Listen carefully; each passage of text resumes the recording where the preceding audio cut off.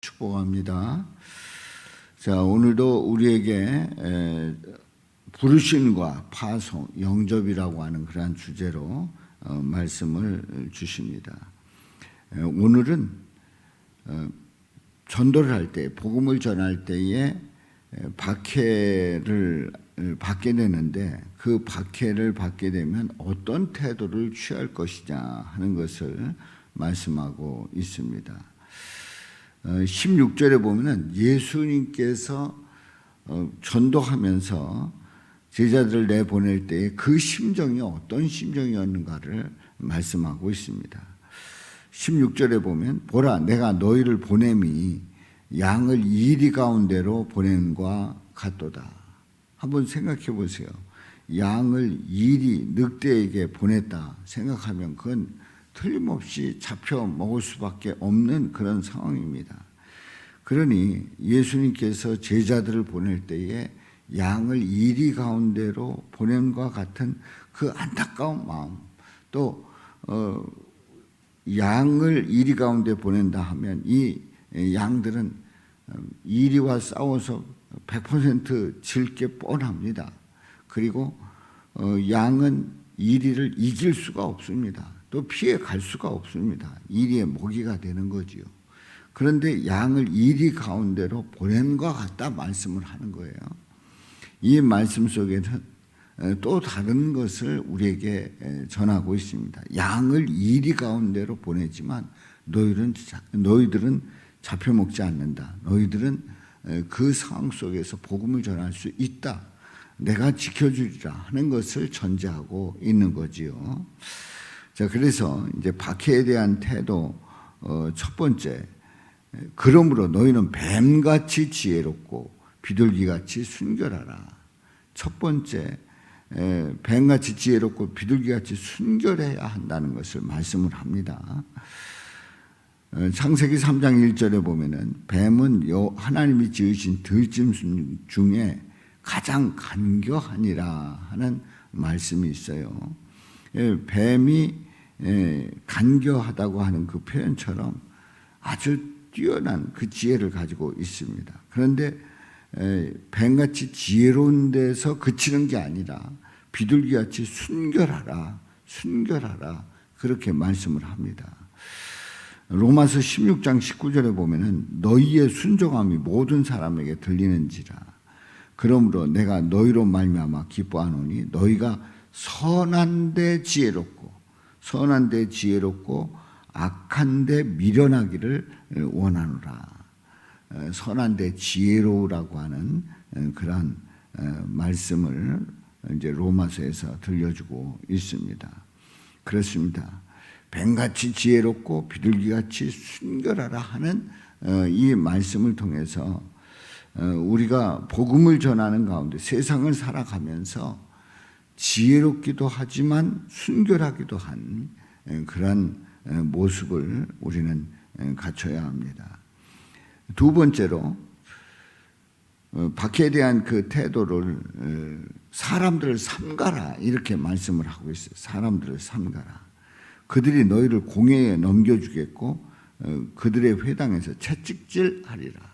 사람들을 삼가해야 되는 이유를 분명하게 말씀을 하고 있는 겁니다. 우리 예수님께서 예수님을 죽이려고 이제 대제사장들과 온 공회가 예수님을 죽이려고 그를 칠 거짓 증거를 찾았던 그런 모습을 봅니다. 그렇습니다. 거짓 증거를 찾는 거예요. 사람들이 있는 그대로 사실 그대로를 얘기한다고 하면 그래도 좀 낫겠지요. 거기에 대응하면 되니까. 그런데 거짓 증거를 찾습니다. 거짓 증거를 찾을 때에 어떻게 할 수가 없는 그런 상황을 맞이할 수가 있는 거지요. 복음을 전할 때에 사람들과 같이 어울리거나 깊이 들어가게 되면 이런 그 어려움에 겪을 수 있음을 말씀하고 있습니다. 사람들을 삼가라 말씀을 합니다. 또 그들의 회당에서 채찍질하니라 우리 예수님께서 말씀을 합니다.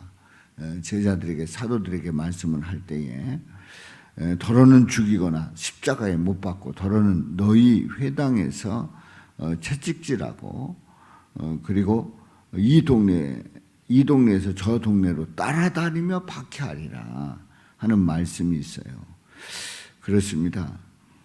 선지자들과 지혜 있는 자들과 서기관들을 보낼 때에 우리 예수님께서는 너희가 이렇게 할 거다 하는 것을 말씀을 한 거예요.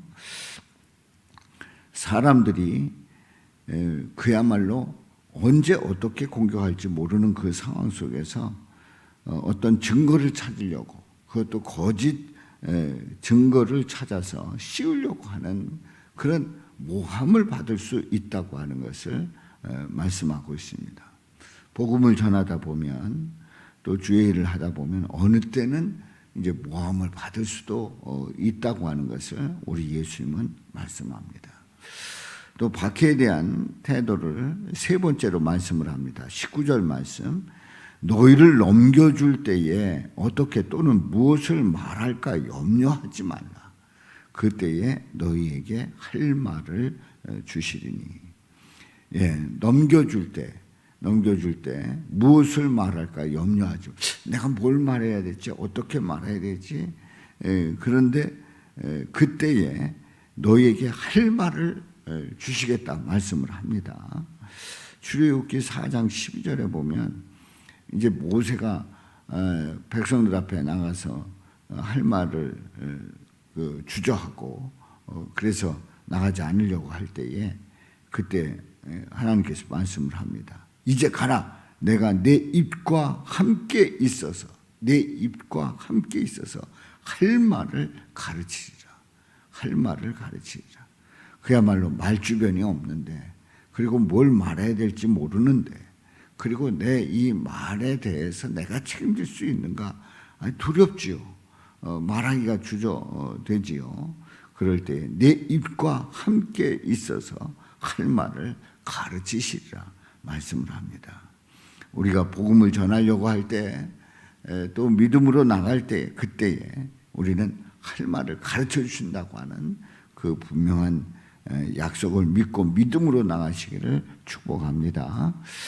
20절에 보면 말하는 이는 너희가 아니다. 너희 속에 말씀하시는 이 곧 너희 아버지의 성령이시니라. 성령께서 말씀을 하신단 말이에요. 누가복음 12장 12절에서도 말씀을 합니다. 마땅히 할 말을 성령이 곧 그때에 너희에게 가르치시리라. 성령께서 가르쳐 주신다 말씀을 합니다.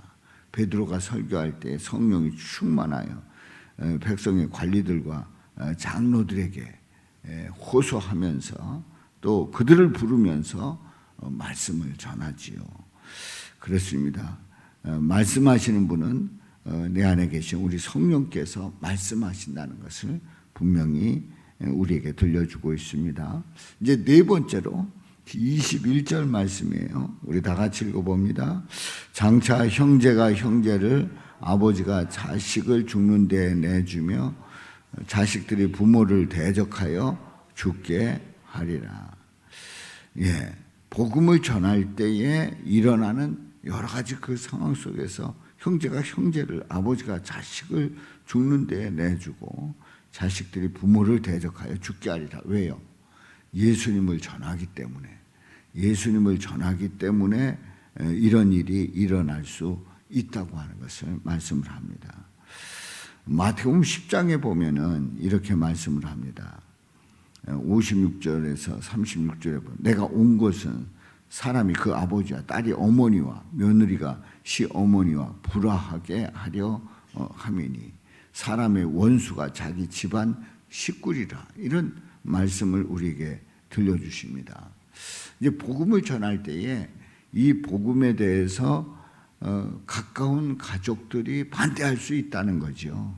그러나 대적하여 죽게 하리라 하는 이런 아주 생각지도 못한 일들이 일어나지만 그 중심을 잡고 그 복음을 가지고 나가야 함을 말씀을 합니다.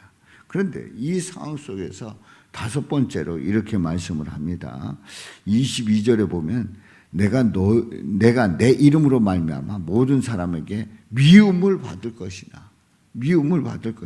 예수를 믿고 복음을 전할 때에 미움을 받게 된다는 거지요. 그러나 끝까지 견디는 자는 구원을 얻으리라.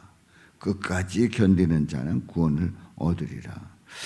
자, 끝까지 견딜 수 있는 그 힘은 어디서 얻을까요? 바로 우리 예수님께서 우리를 이기게 하시고 견디게 하시고 이기게 하시고 구원에 이르게 하십니다. 그래서 주님을 믿고 의지하고 또 담대함으로 나아갈 때 주님의 복음이 전해지는 그러한 놀라운 역사를 이루심을 우리가 확신하고 나가는 거지요. 자, 그 다음 여섯 번째로 23절에 있는 말씀에 보면, 자, 우리 다 같이 읽어봅니다. 이 동네에서 너희를 박해하거든 저 동네로 피하라. 내가 진실로 너희에게 이르노니 이스라엘의 모든 동네를 다 다니지 못하여서 인자가 오리라. 자, 이 동네에서 너희를 박해한다고 하면 저 동네로 피하라. 그래서 이제 두루 다니면서 복음을 전해야 하는 것을 말씀을 합니다. 이제 박해를 할 때에 피해서 갈 수가 있는 거예요. 바울이 제자들이 밤에 이제 사울을 광주리에 담아서 성벽에서 달아서 내리는 그런 일들이 있었습니다. 다시 얘기해서 박해할 때에 다른 동네에 가서 피하게 하는, 피해서 가서 이제 다른 동네에서 복음을 전하게 하는 그러한 사도행전의 역사를 보게 되는데요. 박해가 있거든 저 동네로 피하라. 그런데 이스라엘의 모든 동네를 다 다니지 못하여서 인자가 오리라. 예수님 오시겠다 말씀을 하지요. 우리는 종말론적인 그러한 믿음을 가지고 그야말로 우리가 복음을 전하는 그러한 가운데서 우리 주님께서는 우리로 하여금 할 말을 주시고 또 박해를 당하기도 하지만 피해서 다른 동네를 가서 전하게 하시고 그리고 전하는 그 가운데서 복음이 다른 동네로 계속해서 번져나가는 그 역사를 말씀하고 있습니다. 이스라엘의 모든 동네를 다 다니지 못하여서 인자가 오리라. 곧 오시겠다 말씀을 합니다.